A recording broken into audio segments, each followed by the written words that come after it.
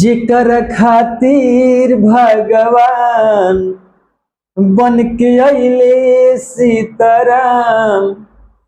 जेकर खातिर भगवान बन के अइले सीताराम। जेकर दूधवा से बढ़ के कवनो मिठाई नइखे। जेकर दूधवा से बढ़ के मिठाई नइखे।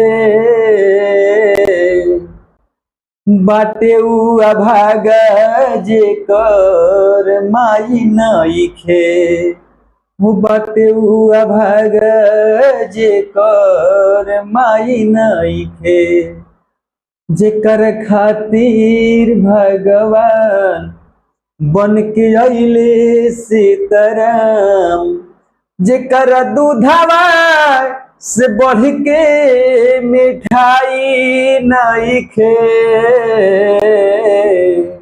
जेकर दूधवा से बढ़ के मिठाई नइखे। बाटे उ अभागा जेकर माई नइखे। बाटे उ अभागा जेकर माई नइखे।